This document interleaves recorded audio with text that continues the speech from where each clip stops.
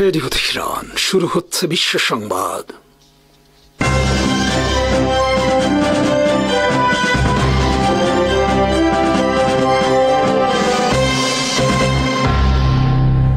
শুরুতেই সংবাদ শিরোনাম। আসসালামু আলাইকুম। চুক্তি ও যুদ্ধবিরতি ছাড়া শেষ ট্রাম্প পুতিন শীর্ষ সম্মেলন, ইউক্রেন যুদ্ধ বন্ধের আশু সম্ভাবনা নেই। শীর্ষ সম্মেলনে বিশ্ব নেতা হিসেবে আবির্ভূত পুতিন, পশ্চিমারা ব্যর্থ হয়েছেন পুতিনকে তার স্থান থেকে সরাতে। সংবাদ সম্মেলনে ট্রাম্পের সামনে ইউরোপকে হুঁশিয়ারি পুতিনের। স্বাধীনতা দিবসে পাকিস্তানের শক্তিশালী ক্রুজ মিসাইল পরীক্ষা, ভারতের প্রতি নতুন বার্তা। মোদি বলেছেন, সিন্ধু নদীর পানি চুক্তি আর চালু হবে না। ইউক্রেন যুদ্ধ বন্ধে কোনো চুক্তি ছাড়াই আলাস্কায় শেষ হয়েছে ট্রাম্প পুতিন আলোচিত শীর্ষ বৈঠক। বৈঠক শেষে দুই নেতা সাংবাদিকদের সামনে ব্রিফিংয়ের সময় কোনো প্রশ্নেরও উত্তর দেননি। ফলে দীর্ঘ 2.5 ঘণ্টা ব্যাপী বৈঠকে আলোচনার অগ্রগতি ও ফলাফল অজানা। তবে উভয় নেতা বৈঠককে বড় ধরনের সফল হিসেবে আখ্যায়িত করেছেন। বৈঠক শেষে যৌথ সাংবাদিক সম্মেলনে প্রথমে কথা বলেছেন রাশিয়ার প্রেসিডেন্ট ভ্লাদিমির পুতিন। সাধারণত এ ধরনের শীর্ষ বৈঠক শেষে প্রথমে কথা বলেন হোস্ট দেশ যুক্তরাষ্ট্রের প্রেসিডেন্ট, তারপর কথা বলেন অতিথি রাষ্ট্রপ্রধান। কিন্তু শুক্রবার বৈঠক শেষে প্রথা ভেঙে ডোনাল্ড ট্রাম্প প্রথমে কথা বলার ব্যবস্থা করেন পুতিনের জন্য। পুতিন বলেন, ইউক্রেন যুদ্ধ বন্ধ করতে হলে প্রথমে দূর করতে হবে এই যুদ্ধ শুরুর প্রাথমিক ও মূল কারণগুলো, অন্যথায় এই যুদ্ধ বন্ধ টেকসই ও স্থায়ী হবে না। আমরা চাই স্থায়ী শান্তি। পুতিন এরপরই ইউরোপীয় নেতৃবৃন্দ এবং ইউক্রেন প্রেসিডেন্ট জেলেনস্কির প্রতি সতর্ক করে বলেন, আলোচনার অগ্রগতি নস্যাতের চেষ্টা থেকে দূরে থাকতে হবে তাদেরকে। পুতিন বলেন, আমার এবং ট্রাম্পের মধ্যে ভালো বোঝাপড়া আছে। আমরা যদি এভাবে এগোতে পারি তাহলে আশা করা যায় দ্রুত আমরা এই যুদ্ধ বন্ধ করতে পারব।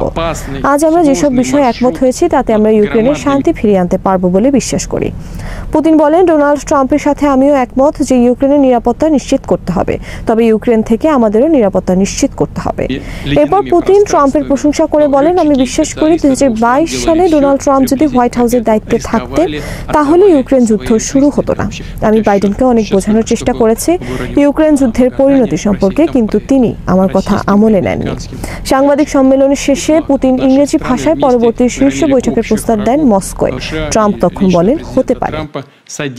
যৌথ প্রেস ব্রিফিংয়ে ডোনাল্ড ট্রাম্প বলেন, খুবই গঠনমূলক আর ভালো আলোচনা হয়েছে, তবে অনেক পয়েন্টে এখনো একমত হওয়া যায়নি।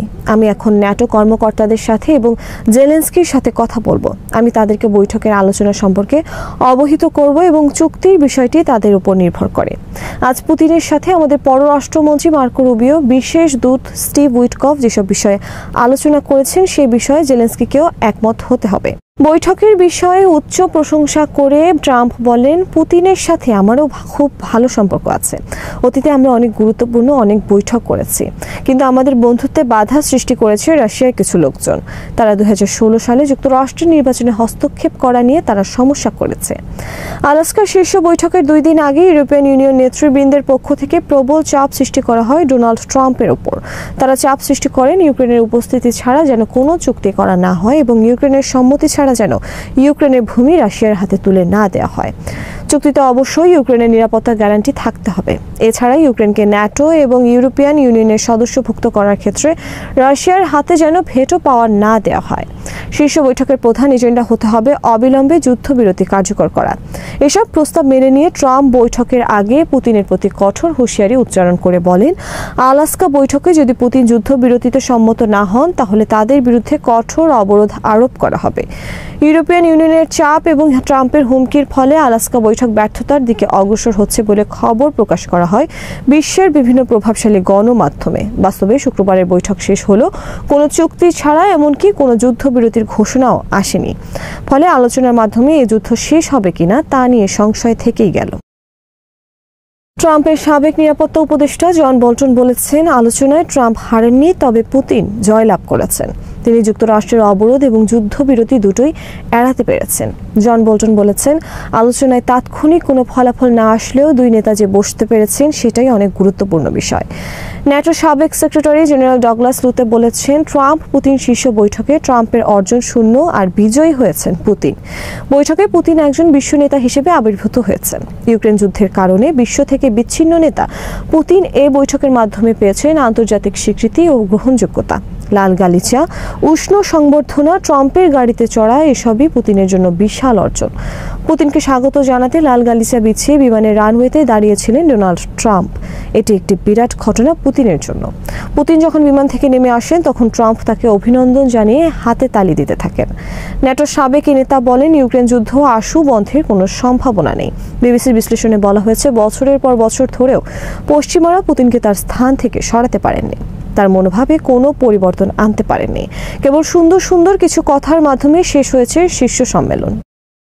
পাকিস্তান 14 আগস্ট তাদের 79তম স্বাধীনতা দিবসে পরীক্ষা চালিয়েছে ফাতাহ 4 নামক সাবস্কিং ক্রুজ মিসাইলের। পাকিস্তান মিসাইল শক্তির ক্ষেত্রে নতুন সংযোজন শক্তিশালী এই মিসাইল। একই সাথে ভারতের প্রতি নতুন হুমকি হিসেবে আবির্ভূত হতে যাচ্ছে শক্তিশালী আর আধুনিক এই মিসাইল। জিপিএস গাইডেড সিস্টেমের সাথে যুক্ত এই মিসাইল শত্রুপক্ষের রাডার এবং জ্যামিং সিস্টেম এড়িয়ে চলতে সক্ষম। ফলে শত্রুপক্ষের command centre, air defence system এবং অস্ত্র গুদামে নিখুঁতভাবে ধ্বংসাত্মক হামলা চালাতে পারবে ফাতাহ 4। মিসাইলটির আওতা 750 কিলোমিটার। 7.5 মিটার দীর্ঘ মিসাইলটির ওজন 1550 কেজি। 330 কেজি ওজনের ধ্বংসাত্মক বোমা বহনে সক্ষম এটি। পাকিস্তান তাদের ফাতাহ মিসাইল প্রথম হাজির করে 2021 সালে। এরপর একে একে তারা ফাতাহ সিরিজের 4টি মিসাইল হাজির করল। ফাতাহ 4 এ সিরিজের সর্বশেষ সংযোজন। ফাতাহ 4 পাকিস্তানের চতুর্থ শক্তিশালী মিসাইল হিসেবে ইতোমধ্যে যুক্ত হয়েছে সার্ভিসে। এটি একটি ব্যালিস্টিক মিসাইল। চীনের তৈরি মোবাইল ট্রাক থেকে নিক্ষেপ করা যায় শক্তিশালী এই গ্রাউন্ড মিসাইল। এর গতি ঘন্টায় 800 কিলোমিটারের বেশি। মিসাইলটির নিখুঁত হামলার লক্ষ্যস্থল 5 মিটার, অর্থাৎ মিসাইলটি যেখানে হামলা নিশানা স্থির করবে তার 5 মিটারের মধ্যে যে কোনো স্থানে আঘাত করবে। পাকিস্তানের নতুন এই মিসাইল নিয়ে চিন্তিত ভারতের সামরিক অঙ্গন। 14 আগস্ট ইসলামাবাদের জিন্নাহ স্টেডিয়ামে মিসাইলটির পরীক্ষা চালানোর সময় পাকিস্তানের রকেট কমান্ড ফোর্স গঠনের ঘোষণা দেন প্রধানমন্ত্রী শাহবাজ শরীফ। ভারতের বিরুদ্ধে সম্ভাব্য প্রচলিত যুদ্ধ সামনে রেখে এই রকেট ফোর্স গঠন করা হয়েছে বলে জানায় পাকিস্তান ও ভারতের সংবাদ মাধ্যম। অপরদিকে 15 আগস্ট ভারতের 79তম স্বাধীনতা দিবস উপলক্ষে ঐতিহাসিক লাল কেল্লায় ভাষণে মোদি বলেছেন, পাকিস্তান পারমাণবিক অস্ত্রের সাহায্যে ভারতকে ব্ল্যাকমেইল করতে চাইছে, আমরা তাদের ব্ল্যাকমেইলের শিকার হব না। মোদি এ সময় বলেন, সিন্ধু নদীর পানি চুক্তি আর আমরা মানব না। এই চুক্তি বাতিল। এই চুক্তি ভারতের বিপক্ষে। এই চুক্তি অন্যায্য ও একপেশে। ভারতের মধ্য দিয়ে প্রবাহিত নদীর পানির অধিকার ভারতের এবং আমরা যেটা বলবো সেটাই হবে। ভারতের নদীর পানি ভারতের শত্রু দেশে খেতে যাচ্ছে, অথচ আমাদের দেশের কৃষকরা পানি পাচ্ছে না। এই চুক্তি আমাদের দেশের কৃষকদের 7 দশক ধরে অনেক ক্ষতি করেছে। এই নদীর জলের ওপর অধিকার কেবলমাত্র ভারতের কৃষকদের। যুক্তরাষ্ট্রের সাথে ভারতের শুল্ক যুদ্ধ বিষয়ে মোদি বলেন, আমাদের কৃষকরা আমাদের স্বার্থ রক্ষা করছেন, আমাদেরও তাদের স্বার্থ রক্ষা করতে হবে। আমি তাদের পাশে দেওয়াল হয়ে দাঁড়িয়ে থাকব। তিনি বলেন, আমাদের বর্তমান যে সমস্যা তার কারণ আমরা অন্যের উপর নির্ভরশীল। সেজন্য এই সমস্যা কাটাতে আমাদের আত্মনির্ভরশীল হতে হবে। জ্বালানি খাতে আমাদের অন্যের উপর নির্ভরশীলতা কাটিয়ে উঠতে হবে।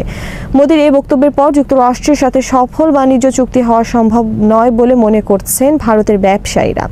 আগামী 25 আগস্ট ভারতে আসবেন যুক্তরাষ্ট্রের প্রতিনিধি দল, কিন্তু ভারত তাদের কৃষকদের স্বার্থ রক্ষায় যুক্তরাষ্ট্রের কোনো চাপের কাছে মাথা নত করবে না বলে জানিয়েছে নয়াদিল্লি। যুক্তরাষ্ট্র চাইছে ভারতে অধিক হারে কৃষি ও ডেইরি পণ্য রপ্তানি করতে, যাতে রাজি নয় ভারত। অপরদিকে যুক্তরাষ্ট্র স্পষ্ট করে জানিয়ে দিয়েছে, ভারত যদি রাশিয়া থেকে জ্বালানি তেল কেনা বন্ধ না করে তাহলে তাদের উপর শুল্কের পরিমাণ আরও বাড়ানো হবে।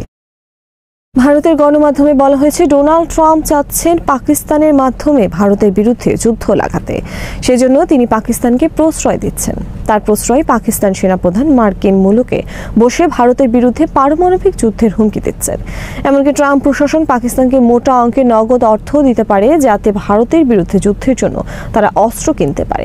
সন্ত্রাসবাদ দমনের নামে যুক্তরাষ্ট্র পাকিস্তানের সাথে ক্রমে ঘনিষ্ঠ হচ্ছে। আগামী দিনে জঙ্গি দমনের নামে রাওয়ালপিন্ডিতে বস্তা বস্তা টাকা ঢালবে যুক্তরাষ্ট্র। ডোনাল্ড ট্রাম্প বারবার দাবি করেছেন, তার মধ্যস্থতায় মে মাসে ভারত পাকিস্তান যুদ্ধ বন্ধ হয়েছে, অন্যথায় দেশ দুটি আরো ভয়ঙ্কর যুদ্ধে জড়িয়ে পড়ত, এমনকি পারমাণবিক যুদ্ধে রূপ নিতে পারত এই যুদ্ধ। কিন্তু ভারতের পক্ষ থেকে বারবার ট্রাম্পের দাবিকে মিথ্যা আখ্যায়িত করা হয়েছে। সর্বশেষ বর্ষা অধিবেশনে সংসদে দাঁড়িয়ে প্রধানমন্ত্রী নরেন্দ্র মোদী বলেছেন, কোনো রাষ্ট্রপ্রধানের কথায় যুদ্ধ বন্ধ হয়নি। আনন্দবাজার লিখেছে, এই অপমানের প্রতিশোধ নিতে ট্রাম্প চাচ্ছেন ভারত পাকিস্তান আবার যুদ্ধ লাগুক এবং তিনি এই যুদ্ধে পাকিস্তানকে জয়ী ঘোষণার ব্যবস্থা করবেন। এমনকি তিনি বন্ধ করে দিতে পারেন ভারতে বিশ্বব্যাংকের অনেক উন্নয়ন প্রকল্প। 1960 সালে বিশ্বব্যাংকের মধ্যস্থতায় সিন্ধু নদীর পানি চুক্তি হয়েছিল ভারত ও পাকিস্তানের মাধ্যমে। 22 এপ্রিল পেহেলগামে কথিত সন্ত্রাসী হামলার পর ভারত এই চুক্তি একতরফাভাবে বাতিল করে, যা চুক্তির শর্ত বিরোধী। আনন্দবাজার লিখেছে, মোদিকে চরম শিক্ষা দিতে এবার বিশ্ব ব্যাংককে হাতিয়ার হিসেবে ব্যবহার করতে পারেন ট্রাম্প। ট্রাম্প পুতিনের আলাস্কা বৈঠক থেকে আসেনি কোনো যুদ্ধবিরতির ঘোষণা, নেই কোনো চুক্তি। আসলে এই বৈঠকের ফলাফলে বড় কোনো চমকও নেই। ইউক্রেন যুদ্ধ নিয়ে ফলপ্রসূ আলোচনার কথা বলেছেন দুই নেতা, কিন্তু সমঝোতা অধরা। পুতিন চান সংঘাতের মূল কারণ দূর করতে, জানিয়েছেন পরের বার বৈঠক হবে মস্কোতে। আলাস্কার এলমেনডর্ফ রিচার্ডসন ঘাঁটিতে বৈঠক করেন ট্রাম্প ও পুতিন। 3 ঘন্টার আলোচনা হয়। ইউক্রেন যুদ্ধ থামানোর লক্ষ্য ছিল, কিন্তু যুদ্ধবিরতির ঘোষণা আসেনি। ট্রাম্পের চুক্তির কারিগর ভাবমূর্তিতে এই বৈঠক বড় এক আঘাত। ট্রাম্প বলেন বৈঠক ফলপ্রসূ হয়েছে, কিছু বিষয়ে অগ্রগতি হয়েছে, তবে চূড়ান্ত সমঝোতা হয়নি। পুতিন বলেন এটি শান্তির সূচনা বিন্দু, সংঘাতের মূল কারণ দূর করতে হবে। শান্তির সন্ধানে বৈঠকের পর সংবাদ সম্মেলনে প্রশ্ন নেননি নেতারা, বিস্তারিত বলেননি কিছুই। তাই প্রশ্ন উঠেছে এটাকে সংবাদ সম্মেলন বলা যায় কিনা তা নিয়েও। ট্রাম্প বলেন অনেক বিষয়ে একমত হয়েছি, কিন্তু বড় বিষয়ে মতৈক্য নেই। কোথায় ঐক্য আর কোথায় অনৈক্য তাও জানাননি কেউ। ইউক্রেনের প্রেসিডেন্ট জেলেনস্কি বৈঠকে ছিলেন না। তিনি যুদ্ধবিরতির আশা করেছিলেন, কিন্তু রাশিয়া আলোচনার সময়ও হামলা চালায়। পুতিনের বিরুদ্ধে আইসিসির গ্রেপ্তারি পরোয়ানা রয়েছে, তবু তিনি আলাস্কায় যান। যুক্তরাষ্ট্র আইসিসির সদস্য নয়, তাই পুতিনকে গ্রেপ্তার করা হয়নি। তার উপর আলাস্কায় রুশ প্রেসিডেন্ট পেলেন বৈশ্বিক কূটনীতির মঞ্চে বিশ্বের সবচেয়ে শক্তিধর রাষ্ট্রের নেতার পাশে দাঁড়িয়ে আলোকিত হওয়ার সুযোগ। আর ট্রাম্প চেয়েছিলেন শান্তিদূত হিসেবে প্রতিষ্ঠিত হতে। নোবেল শান্তি পুরস্কারের আশা ছিল, কিন্তু ফলাফল হতাশাজনক। পুতিন বলেন রাশিয়ার স্বার্থ রক্ষা করা হবে। আলাস্কা থেকে ট্রাম্প ফিরছেন না শান্তিদূত হয়ে, না চুক্তি করে। ইউক্রেন যুদ্ধ থামেনি। ট্রাম্প আবার পুতিনের সঙ্গে বৈঠক করবেন। জেলেনস্কিকে নিয়ে ত্রিপক্ষীয় আলোচনার আশা। শান্তির পথ এখনো অস্পষ্ট। বেনগুরিয়ন বিমানবন্দরে ইয়েমেনি হামলা, গাজার প্রতিশোধের আগুনে কি কাঁপছে ইসরায়েল? আকাশ ছিল শান্ত, কিন্তু সেই শান্তি ভেঙে দিল এক বজ্রনাদ। ইয়েমেনের দিক থেকে ছুটে এলো প্যালেস্টাইন 2 হাইপারসনিক ব্যালিস্টিক ক্ষেপণাস্ত্র। লক্ষ্য সরাসরি তেল আবিবের হৃৎপিণ্ড বেনগুরিয়ন আন্তর্জাতিক বিমানবন্দর। এক মুহূর্তে আকাশে আগুনের ফুলকি আর মাটিতে তীব্র বিস্ফোরণ। মিলিয়ন ইহুদিবাদী আতঙ্কে আশ্রয় কেন্দ্রে ছুটে গেল। বিমানবন্দরের কার্যক্রম স্থগিত, আকাশ সীমা নিস্তব্ধ। ইয়েমেনি সশস্ত্র বাহিনী YAF এর মুখপাত্র ব্রিগেডিয়ার জেনারেল ইয়াহিয়া সারি গর্ব করে জানালেন অভিযান সফল। এটি ফিলিস্তিনি জনগণের প্রতি আমাদের অটল সমর্থন এবং ইসরায়েলি গণহত্যা ও অবরোধের সরাসরি জবাব। সেই কণ্ঠে ছিল হুঙ্কার, এটা শেষ নয়, বরং শুরু মাত্র। গাজার প্রতিটি কান্না যেন প্রতিধ্বনিত হচ্ছে ইয়েমেনি ক্ষেপণাস্ত্রের ইঞ্জিনে। YAF স্পষ্ট জানিয়ে দিয়েছে, গাজা দখল শেষ না হওয়া পর্যন্ত, অবরোধ না ওঠা পর্যন্ত এই হামলা চলবে। আমরা প্রতিরোধের পাশে আছি শেষ নিঃশ্বাস পর্যন্ত, ঘোষণা এসেছে আনসারুল্লাহ নেতৃত্ব থেকে। এই আক্রমণ শুধুই একক ঘটনা নয়, বরং এক বিশাল ধারাবাহিকতার অংশ। 2023 সালের অক্টোবরে গাজায় যুদ্ধ শুরু হওয়ার পর থেকে ইয়েমেনি সশস্ত্র বাহিনী 520টির বেশি অভিযান চালিয়েছে। আকাশে প্যালেস্টাইন 2 ক্ষেপণাস্ত্র, ইয়াফা ড্রোন, সাগরে নৌ আক্রমণ আর ক্রুজ ক্ষেপণাস্ত্রের বৃষ্টি। শুধু 2025 সালের জুলাই মাসেই আনসারুল্লাহ নেতা আব্দুল মালিক আল হুতি ঘোষণা করেছেন 1 সপ্তাহে 45টি অভিযান। অগাস্টেও চলছে এই আগুনের খেলা। হাইফা, আইলাক, নাকাব মরুভূমি, কোথাও রেহাই নেই। ইয়েমেনের যুদ্ধ এখন কেবল সামরিক নয়, অর্থনৈতিকও।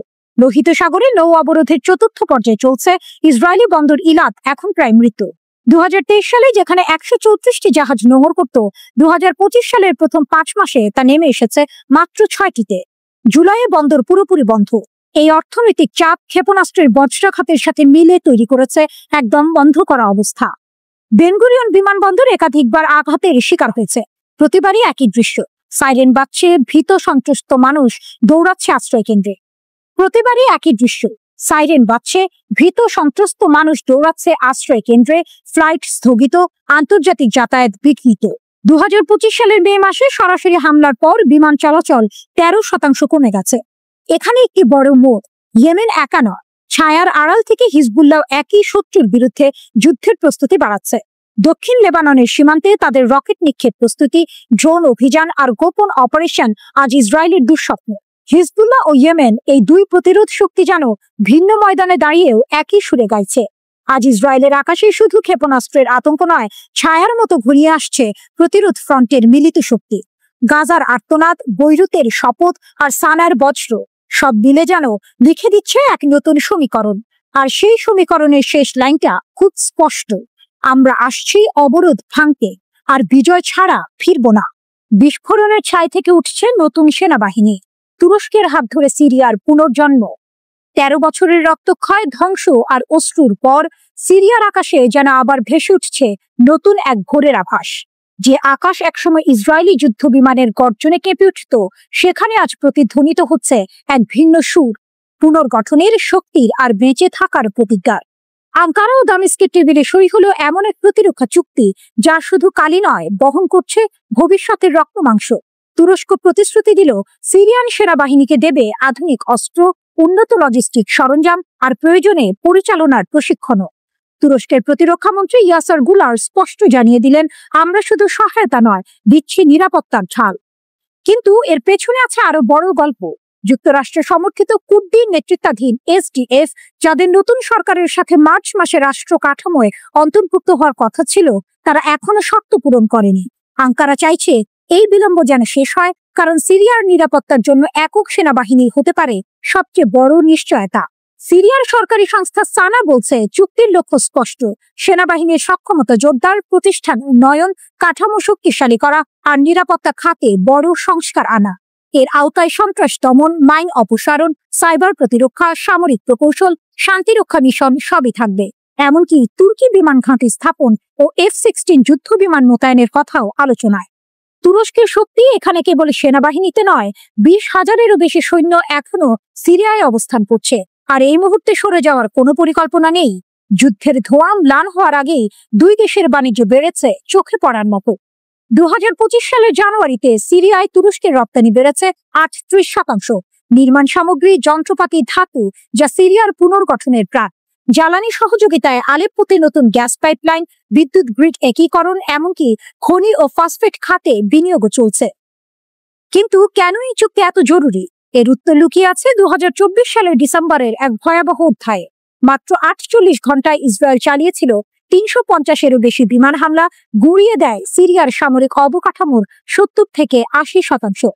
আকাশ ছিঁড়ে নামা বোমা ধ্বংস করেছে যুদ্ধ বিমান, ক্ষেপণাস্ত্র ব্যবস্থা, নৌ ঘাঁটি, অস্ত্র কারখানা, রাডার টাওয়ার। বিস্ফোরণের তীব্রতা এতটাই ছিল যে ইসরায়েলি মিডিয়া নিজেরাই তুলনা করেছিল হিরোশিমার সাথে। দক্ষিণের জলসম্পদ দখল করে নিয়েছিল তারা। বিশেষজ্ঞরা বলছেন, সিরিয়ার সেনাবাহিনী পুনর্নির্মাণে লাগবে কয়েক বছর আর শত শত বিলিয়ন ডলার। তাই তুরস্কের সহায়তা শুধু সামরিক নয়, এটি জীবনদায়ী শিরায় রক্তপ্রবাহের মতো। এই চুক্তি যেন ধ্বংসস্তূপের ভেতর ফুটে ওঠা এক নতুন ফুল। তুরস্কের কাঁধে কাঁধ মিলিয়ে দাঁড়ানো সিরিয়া আজ প্রমাণ করতে চাইছে, আগুনে পুড়েও ফিনিক্সের মতো নতুন ডানা মেলে ওড়া যায়। আর আঙ্কারা এই পুনর্জন্মের আকাশে নিজের শক্তির সিলমোহর রেখে যাচ্ছে। বৈরুতের আকাশে তেহরানের ছায়া, লেবানন ইরান ভ্রাতৃত্বের নতুন শপথ। বৈরুতের রোদেলা দুপুরে এক মুহূর্তের জন্য থেমে গেল শহরের কোলাহল, কারণ সেই মুহূর্তে মুখোমুখি বসলেন দুই প্রতিরোধের অদম্য মুখ, হিজবুল্লাহর মহাসচিব শেখ নাইম কাশেম এবং ইরানের সর্বোচ্চ জাতীয় নিরাপত্তা পরিষদের সচিব আলী লারিজানি। শুধু করমর্দন নয়, এ ছিল প্রতিজ্ঞার বিনিময়, এক অবিচ্ছেদ্য ভ্রাতৃত্বের পুনর্ঘোষণা। ইরানের রাষ্ট্রদূত মোস্তফা আমানির উপস্থিতিতে এই বৈঠক যেন হয়ে উঠল এক প্রতীকী দৃশ্য, যেখানে লেবাননের প্রতিরোধ আর তেহরানের অটল সমর্থন মিলেমিশে একাকার। শেখ কাশেম খোলাখুলি কৃতজ্ঞতা জানালেন ইরানের প্রতি, শুধু অতীতের জন্য নয়, আজকের এই অগ্নি পরীক্ষার মুহূর্তেও পাশে থাকার জন্য। তিনি বললেন, লেবাননের ঐক্য, সার্বভৌমত্ব আর স্বাধীনতা রক্ষায় ইরানের সমর্থন আমাদের শক্তির মূল। লারিজানি 5 আগস্ট দায়িত্ব নেওয়ার পর তার প্রথম আঞ্চলিক সফরে বৈরুতে এসে যেন ইতিহাসের পাতায় নতুন অধ্যায় লিখলেন।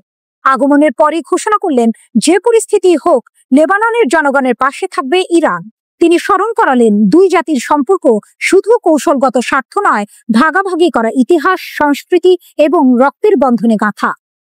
তার সফরে বৈরুতের শীর্ষ নেতৃত্ব, রাষ্ট্রপতি, প্রধানমন্ত্রী, সংসদ স্পিকার সবার সাথে বৈঠক করলেন তিনি। আলোচনায় উঠে এলো আঞ্চলিক উত্তেজনা, বিশেষ করে যুক্তরাষ্ট্র সমর্থিত পরিকল্পনা, যা 2025 সালের শেষ নাগাদ হিজবুল্লাহকে নিরস্ত্র করার আহ্বান জানায়। কিন্তু হিজবুল্লাহ, আমাল আর ইরানি কর্মকর্তারা একসাথে সেই প্রস্তাবকে ছিঁড়ে ফেললেন ইতিহাসের আবর্জনার ঝুড়িতে। পার্লামেন্ট স্পিকার নাবি বেরির সাথে যৌথ সংবাদ সম্মেলনে লারিজানির কণ্ঠে শোনা গেল দৃঢ় সুর। লেবাননের প্রতিরোধ শুধু লেবাননের নয়, এটি সমগ্র ইসলামী বিশ্বের সম্পদ। তিনি স্পষ্ট জানিয়ে দিলেন, তেহরান তার মিত্রদের উপর চাপ দেয় না, কিন্তু প্রতিরোধ ফ্রন্টের প্রতি সমর্থন থেকে এক চুলও সরে যাবে না। এই সফরের পেছনে ছিল বড় প্রেক্ষাপট। মাত্র কিছুদিন আগে ইরান ও ইরাক সীমান্ত সমন্বয়ের যৌথ নিরাপত্তা চুক্তি স্বাক্ষর করেছে। এখন লেবাননে এসে লারিজানি জানিয়ে দিলেন, প্রতিরোধ ফ্রন্ট এক এবং অভিন্ন, আর ইসরায়েলি আগ্রাসনের মুখে এটি ভাঙার সাধ্য কারণে। লারিজানি হিজবুল্লাহ যোদ্ধাদের আশ্বস্ত করলেন, ইসলামিক প্রজাতন্ত্র তোমাদের পাশে থাকবে। আমরা অন্য দেশের অভ্যন্তরীণ বিষয়ে হস্তক্ষেপ করি না, কিন্তু প্রতিরোধকে ছেড়ে যাওয়া আমাদের অভিধানে নেই। এই ঘোষণা যেন বৈরুতের দেয়াল পেরিয়ে পৌঁছে গেল দক্ষিণ লেবাননের সীমান্তে, যেখানে ইসরায়েলের মুখোমুখি দাঁড়িয়ে আছে প্রতিরোধের বীরেরা। আরও এক দৃশ্যে লারিজানি শ্রদ্ধা জানালেন হিজবুল্লাহর প্রয়াত মহাসচিব সাইয়েদ হাসান নাসরুল্লাহকে, সেই কিংবদন্তিকে যিনি লেবাননের মাটি থেকে ইসরায়েলকে প্রত্যাহারে বাধ্য করেছিলেন। বৈরুতের এই বৈঠক যেন শুধু রাজনৈতিক আলাপ ছিল না, ছিল এক ঐতিহাসিক ঘটনা, যেখানে মঞ্চে দাঁড়িয়ে আছে দুই পুরনো যোদ্ধা, পেছনে জ্বলছে প্রতিরোধের অগ্নিশিখা, সামনে ছায়ার মতো ঘনিয়ে আসছে শত্রুর অবয়ব, আর মাঝখানে বাজছে প্রতিজ্ঞার সুর, আমরা একসাথে শেষ নিঃশ্বাস পর্যন্ত। পূর্ব দিক থেকে আগুনের ঝড়, ৩৬ ঘন্টায় ইসরায়েলের পঞ্চম হামলা। ভোরের অন্ধকার তখনও পুরোপুরি কাটেনি। ঘুমন্ত আকাশে হঠাৎ গর্জে উঠল এক বজ্রনিনাদ। ইয়েমেনের মাটি থেকে উঠে এলো মৃত্যুবাহী এক দূত। ইয়েমেনি সশস্ত্র বাহিনীর ব্যালিস্টিক ক্ষেপণাস্ত্র, লক্ষ্য একটাই, ইসরায়েল। স্থানীয় সময় ভোর ৪টা ৭ আইডিএফ রাডারে ধরা পড়ে ওই অগ্নিবার্তা। মুহূর্তের মধ্যে সক্রিয় হয় ইসরায়েলের আকাশ প্রতিরক্ষা ব্যবস্থা। সেনাবাহিনীর প্রোটোকল অনুযায়ী সাইরেন বাজানো হয়নি, কিন্তু আকাশে শুরু হয় নীরব যুদ্ধ। ২০ মিনিটের উত্তেজনার পর ইসরায়েলি বিমান বাহিনী সীমান্তের বাইরে ক্ষেপণাস্ত্রটি ধ্বংস করে দেওয়ার দাবি করে। তবুও বিস্ফোরণের শব্দ শুনেছে মধ্য ইসরায়েলের বাসিন্দারা। ক্ষয়ক্ষতির খবর নেই, কিন্তু আতঙ্ক রয়ে গেছে। এই হামলা কেবল একটি ক্ষেপণাস্ত্র উৎক্ষেপণ নয়, এটি এক ধারাবাহিক আগুনের অধ্যায়। মাত্র ৪৮ ঘন্টা আগে হুথিরা একটি ড্রোন পাঠিয়েছিল, যা আকাশে গুড়িয়ে দেয় আইডিএফ। তারও আগে মাত্র এক সপ্তাহে ২টি ড্রোন ১ ঘন্টার মধ্যে নামিয়ে আনে ইসরায়েল। আর কয়েকদিন আগে আরেকটি ব্যালিস্টিক ক্ষেপণাস্ত্র প্রতিহত করা হয়েছিল জেরুজালেমের কাছে। সবশেষে একটি ড্রোন ধরা পড়েছিল ইসরায়েল মিশর সীমান্তে। তবুও ইয়েমেন থামেনি। গাজায় ইসরায়েলের অভিযান চলতে থাকায় ইয়েমেনিদের প্রতিশ্রুতি আরো স্পষ্ট হচ্ছে, যুদ্ধ শেষ না হওয়া পর্যন্ত আঘাত চলবে। ইয়েমেনি সশস্ত্র বাহিনী ঘোষণা দিয়েছে, সর্বশক্তিমান আল্লাহর উপর ভরসা করে আমরা সামরিক সহায়তা অভিযান বাড়াচ্ছি। শুরু করছি নৌ অবরোধের ৪র্থ ধাপ। যে কোনো দেশের মালিকানাধীন জাহাজ যারা ইসরায়েলের বন্দরগুলির সঙ্গে ব্যবসা করছে হবে আমাদের লক্ষ্য, যেখানেই হোক আমাদের নাগালের মধ্যে। এই দৃঢ় ঘোষণার পেছনে রয়েছে এক দৃশ্যমান বাস্তবতা। গত মাসের ২১ তারিখে ইসরায়েল হুথিদের অবকাঠামোতে বড় আকারের হামলা চালায়। প্রধান বন্দর, জ্বালানি ট্যাঙ্ক, সামরিক জাহাজ, এমনকি প্রকৌশল সরঞ্জামও ধ্বংস করে। কিন্তু হামলার পর থেমে না গিয়ে ইয়েমেনিরা যেন আরো উন্মত্ত হয়ে উঠেছে। ইসরায়েলের প্রতিটি আকাশ প্রতিরোধ এখন এক নতুন চ্যালেঞ্জের মুখোমুখি হচ্ছে, কারণ প্রতিহত করা মানে আক্রমণ থামানো নয়। এটাই ইয়েমেনিদের যুদ্ধনীতি। আঘাত করো, আবার করো, শত্রুকে এক মুহূর্তে নিঃশ্বাসের সুযোগ দিও না। এই মুহূর্তে গাজা যুদ্ধ শুধু ফিলিস্তিনের লড়াই নয়, ইয়েমেনের মরুভূমি থেকেও যেন উঠছে সেই যুদ্ধের ধ্বনি। বেজে চলেছে এক নীরব কিন্তু নির্মম সিম্ফনি। ক্ষেপণাস্ত্র, ড্রোন আর প্রতিশ্রুতির আগুনে জ্বলছে ভূমধ্য সাগরের আকাশ। ইসরায়েল জানে প্রতিটি উৎক্ষেপণ মানে শুধু ধাতব হুমকি নয়, বরং ইয়েমেনি প্রতিরোধের এক অমর বার্তা। আমরা থামবো না, আমরা পিছু হটবো না। নেতানিয়াহুর গাজা দখলের পরিকল্পনা ছায়ায় এই আঘাতগুলো যেন এক নতুন ফ্রন্ট খুলে দিয়েছে। পূর্ব দিক থেকে আসা প্রতিটি ক্ষেপণাস্ত্র ইসরায়েলকে মনে করিয়ে দিচ্ছে সমুদ্রের ওপার থেকে আগুন পৌঁছতে পারে, আর সেই আগুন নিভে যাওয়ার নাম নেই। এই যুদ্ধ আর শুধু সীমান্তের ভেতরের লড়াই নয়, এটি এখন চারদিক থেকে ঘিরে ফেলা এক দাবানল, যেখানে ইয়েমেনিরা প্রমাণ করছে শক্তি কেবল অস্ত্রের মাপ নয়, শক্তি হলো অদম্য ইচ্ছা শক্তি। আর সেই ইচ্ছা শক্তি মরুভূমির বুকে জন্মানো হুথিদের হাতে আজ ইসরায়েলের আকাশে আগুন বিকছে। বৃহত্তর ইসরায়েল, নেতানিয়াহুর স্বপ্ন, আরব বিশ্বের দুঃস্বপ্ন। মধ্যপ্রাচ্যের আকাশে আবারও উঠেছে এক অন্ধকার ছায়া। এই ছায়ার নাম বেনিয়ামিন নেতানিয়াহু। ইসরায়েলের প্রধানমন্ত্রী যেন আরেকটি যুদ্ধ ঘোষণা করেছেন, কিন্তু এবার গুলি বা ক্ষেপণাস্ত্র নয়, তার অস্ত্র হলো স্বপ্ন। এক এমন স্বপ্ন যা ফিলিস্তিন, জর্ডান, এমনকি মিশরের সার্বভৌমত্বকে গ্রাস করতে চায়। বৃহত্তর ইসরায়েল।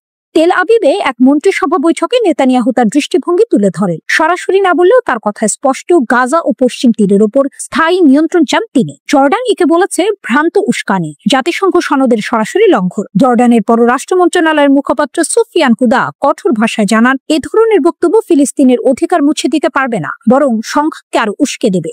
কিন্তু এখানেই শেষ নয়, নেতানিয়াহুর পরিকল্পনা যেন খলনায়ককেও হার মানায়। যুদ্ধবিধ্বস্ত গাজা উপত্যকাকে ফাঁকা করে ফিলিস্তিনিদের পাঠিয়ে দিতে চান বিশ্বের দরিদ্রতম দেশ দক্ষিণ সুদানে। ইতোমধ্যেই এই নিয়ে আলোচনা শুরু হয়েছে ইসরায়েল ও দক্ষিণ সুদানের মধ্যে। যুক্তি, স্বেচ্ছা অভিবাসন, বাস্তব জোরপূর্বক উচ্ছেদ। হামাসের বিরুদ্ধে 22 মাসের লাগাতার হামলায় গাজা এখন ধ্বংসস্তূপ। ঘরবাড়ি, স্কুল, হাসপাতাল সব ভেঙে পড়েছে। এই ধ্বংসের মাঝে ইসরায়েল সুযোগ দেখছে যেন যুদ্ধের ধোঁয়ার আড়ালে ভূখণ্ড খালি করে ফেলা যায়। অ্যাসোসিয়েটেড প্রেসের তথ্যমতে 6 জন সংশ্লিষ্ট ব্যক্তি নিশ্চিত করেছেন ইতোমধ্যে দক্ষিণ সুদানের সঙ্গে কথাবার্তা চলছে। এই পরিকল্পনা বাস্তবায়িত হলে মানুষকে এক যুদ্ধবিধ্বস্ত এলাকা থেকে আরেক যুদ্ধবিধ্বস্ত এলাকায় পাঠানো হবে। দক্ষিণ সুদানও তো যুদ্ধ, দুর্ভিক্ষ ও দারিদ্র্যের শিকার। মানবাধিকার কর্মীরা বলছেন এটি এক অমানবিক ষড়যন্ত্র যা আন্তর্জাতিক আইনকে উপহাস করছে। ট্রাম্প একসময় গাজার জনগণকে পুনর্বাসনের প্রস্তাব দিয়েছিলেন। নেতানিয়াহু এখন সেটাকেই নিজের রাজনৈতিক অস্ত্র বানাতে চাইছেন। তিনি বলেন, আমার জানা যুদ্ধ আইনের অধীনে সঠিক কাজ হলো জনগণকে এলাকা ছাড়তে দেয়া, তারপর শত্রুর বিরুদ্ধে সর্বশক্তি প্রয়োগ করা। কিন্তু ছাড়তে দেয়া আর ছাড়তে বাধ্য করা এর মধ্যে আকাশ পাতাল পার্থক্য, আর এই পার্থক্যই ইসরায়েলকে সমালোচিত করেছে। দক্ষিণ সুদানের জন্যও এই চুক্তি কূটনৈতিক সুবিধা বয়ে আনতে পারে। অর্থনৈতিক সংকটে থাকা দেশটি ইসরায়েলের কাছ থেকে আর্থিক সহায়তা, নিরাপত্তা ও আন্তর্জাতিক মিত্রতা পেতে পারে। বিশ্লেষকরা বলছেন এটি মধ্যপ্রাচ্যের রাজনৈতিক দাবার ছকে এক নতুন চাল, যেখানে ফিলিস্তিনি জনগণ কেবল ঘুঁটি। গাজার আকাশে ধোঁয়া, রাস্তায় ধ্বংসস্তূপ, আর কোথাও এক অফিস ঘরে নেতানিয়াহু নীরবে মানচিত্রের সীমানা টেনে দিচ্ছেন, ফিলিস্তিনের নাম মুছে দিয়ে লিখছেন গ্রেটার ইসরায়েল। ফিলিস্তিনিরা বলছে তাদের ঘরবাড়ি, মাটি, অতীত সব ছিনিয়ে নেওয়া হচ্ছে। জর্ডান ও আরব বিশ্ব বলছে এটি কেবল এক দেশের বিরুদ্ধে নয়, সমগ্র অঞ্চলের সার্বভৌমত্বের বিরুদ্ধে যুদ্ধ। কিন্তু নেতানিয়াহুর কাছে এই লালসা এক ঐতিহাসিক ও আধ্যাত্মিক মিশন, আর এই মিশনের ছায়ায় গাজার আকাশ আরো অন্ধকার হয়ে উঠছে। মরুভূমির অদৃশ্য শত্রু, ইসরায়েলের সায়ারিন ঘাঁটির পতন। দক্ষিণ নেগেভ মরুভূমি, চারপাশে দগদগে বালু, আকাশে আগুনের রং, আর বাতাস যেন তপ্ত চুল্লির শ্বাস। কিন্তু এবার এই জেশ মরুভূমি গিলে খেলেও ইসরায়েলের এক সামরিক ঘাঁটিকে, সায়ারিন প্রশিক্ষণ ঘাঁটি। হামাসের গোলা নয়, ড্রোন নয়, রকেটও নয়, এইবার শত্রু অদৃশ্য। নাম তার তাবদাহ। 13 আগস্ট দুপুর গড়িয়ে বিকেল, সায়ারিন ঘাঁটির আকাশে ঝুলছে 48 ডিগ্রি সেলসিয়াসের নির্মম তাপ। বিদ্যুৎ চলে গেছে ঘন্টার পর ঘন্টা। শীতাতপ নিয়ন্ত্রিত কক্ষগুলো নিস্তব্ধ, ফ্যানের পাখা বন্ধ, আর সৈন্যদের গায়ে ঘাম শুকিয়ে যেন লবণের দাগ। কেউ কষ্টে পানি চুমুক দিচ্ছে, কেউ মাথায় ভেজা কাপড় চেপে ধরেছে। কিন্তু তাতে লাভ নেই। মরুভূমির এই তাপ যেন দেহ ভেদ করে মজ্জায় ঢুকে পড়ছে। আইডিএফ বুঝলেও এভাবে থাকতে শুধু যুদ্ধ নয়, প্রশিক্ষণও অসম্ভব। তাই হঠাৎ সিদ্ধান্ত, ঘাঁটি খালি করতে হবে। প্রশিক্ষণার্থী সৈন্যদের ছুটি দেওয়া হলো নির্ধারিত সময়ের একদিন আগে। অনেকে ব্যাগও গোছাতে পারেনি, শুধু জলের বোতল হাতে মরুভূমি ছেড়ে বেরিয়ে গেল সামরিক যানবাহনের বহর। তবে সবাই যাচ্ছেন না। ঘাঁটিতে রয়ে গেছে একটি কোম্পানি, দায়িত্ব হামাসের সম্ভাব্য আক্রমণ ঠেকানো। তাদের রাখা হয়েছে সেই কয়েকটি কক্ষে যেখানে বিদ্যুৎ আংশিকভাবে ফিরেছে, এয়ার কন্ডিশন চলছে। বাইরের সৈন্যরা গরমে হাঁসফাঁস করলেও ভেতরে পাহারাদারদের কক্ষে কৃত্রিম শীতলতা যেন একমাত্র বেঁচে থাকার উপায়। সায়ারিন ঘাঁটি ইলাতের কাছাকাছি, যেখানে রয়েছে বর্ডার ডিফেন্স কর্পস স্কুল। এখানেই ইসরায়েলের মরুভূমি অভিযানের জন্য শ্রেষ্ঠ সৈন্যরা গড়ে ওঠে। কিন্তু এবার সেই ঘাঁটি নিজেই অসহায়। শত্রু মরুভূমি নয়, শত্রু গরম। মাত্র কয়েক সপ্তাহ আগে 27 জুলাই গাজার যুদ্ধে ইসরায়েলি বাহিনীর 16 জন সৈন্যকে হিট স্ট্রোকে আক্রান্ত হয়ে হাসপাতাল নিতে হয়েছিল। সেদিন তাপমাত্রা ছিল 36 ডিগ্রি সেলসিয়াস, আর সেই তাপে আইডিএফ প্রধান সামরিক প্রশিক্ষণ স্থগিত করেছিলেন। গাজায় তখনও হামাসের হামলা চলছিল, আর সৈন্যরা দ্বিগুণ চাপে শত্রুর গুলির সামনে আর সূর্যের আগুনের নিচে। এখন সায়ারিন ঘাঁটির গল্প যেন সেই আতঙ্কের পুনরাবৃত্তি। যুদ্ধক্ষেত্রের প্রস্তুতি নেওয়া সৈন্যরা এবার যুদ্ধ করছে এক শত্রুর বিরুদ্ধে যাকে দেখা যায় না, কিন্তু যার আঘাত নিঃশব্দে মারে। মরুভূমির গরম শুধু ত্বক পোড়ায় না, মনোবল গলিয়ে দেয়। মরুভূমির মাঝে সামরিক ঘাঁটি হঠাৎ নিস্তব্ধ। সৈন্যরা ছুটছে নিরাপদ আশ্রয়ের দিকে, আর ঘাঁটিতে রয়ে গেছে গুটি কয়েক প্রহরী। হামাসের আক্রমণের আশঙ্কায় সতর্ক, তবুও বন্দী মরুভূমির এই দহনভূমিতে। শেষ পর্যন্ত এই গল্প বলে এক ভয়ঙ্কর সত্য, যুদ্ধে শত্রুর সংখ্যা সবসময় 2 নয়, 3 নয়, বরং অনেক। গুলি আর ক্ষেপণাস্ত্রের বাইরে আছে প্রকৃতি, যে কাউকে ছাড় দেয় না। আর সায়ারিন ঘাঁটি প্রমাণ করে দিয়েছে, কখনো কখনো সবচেয়ে বড় পরাজয় আসে সেই প্রতিপক্ষের কাছে যার স্পর্শে মরুভূমি হয়ে ওঠে মৃত্যুকূপ। শ্রোতা বন্ধুরা, বিশ্ব সংবাদে এই ছিল আমাদের সর্বশেষ আয়োজন। সঙ্গে থাকার জন্য আপনাদের সবাইকে অসংখ্য ধন্যবাদ।